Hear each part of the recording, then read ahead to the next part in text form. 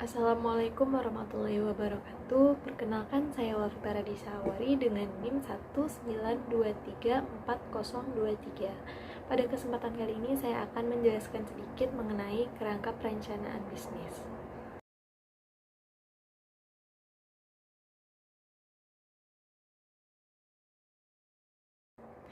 Perencanaan bisnis atau business plan merupakan aktivitas atau kegiatan penting yang harus kita siapkan sebelum memulai sebuah usaha.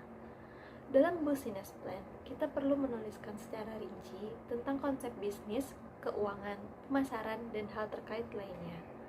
Hal ini bertujuan agar bisnis kita memiliki persiapan yang matang, sehingga lebih mudah untuk mencapai kesuksesan daripada tidak memiliki persiapan rencana sama sekali.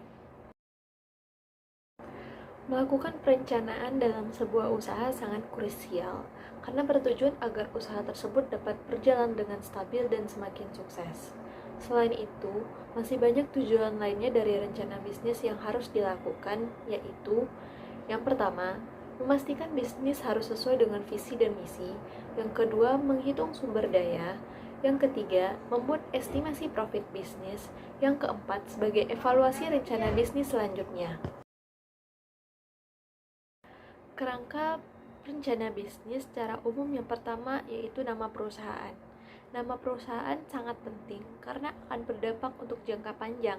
Pembuatan nama perusahaan ataupun nama usaha harus memiliki ciri khas tersendiri. Yang kedua, rencana lokasi. Kegiatan usaha dalam pembuatan rencana bisnis, pelaku usaha perlu mencantumkan perencanaan lokasinya.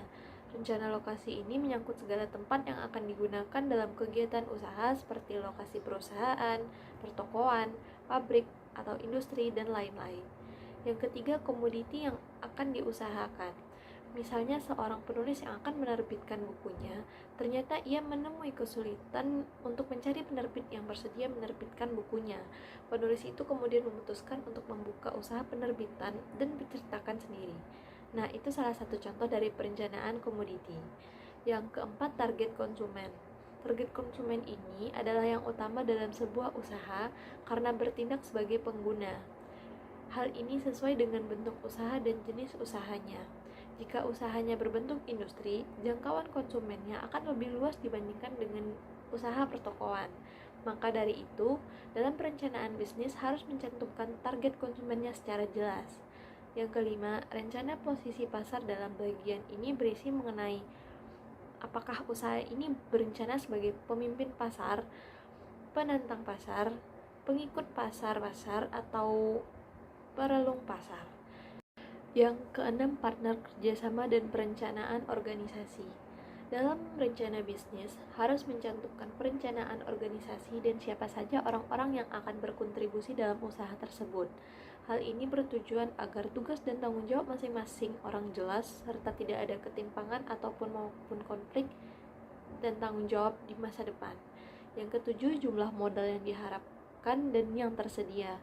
Pencantuman modal ini berguna untuk merinci pembiayaan secara jelas. Selain itu berguna juga untuk menarik beberapa orang yang ingin bekerja sama. Yang kedelapan, perencanaan dan rincian peralatan perusahaan. Yang kesembilan, perencanaan risiko. Ini berguna untuk mengantisipasi risiko yang berkemungkinan terjadi di masa depan, sehingga risiko tersebut dapat dihindari lebih awal. Atau jika risiko itu terjadi, pelaku usaha sudah menyiapkan strategi penanggulangan risiko tersebut. Yang ke-10, proyeksi aliran kas.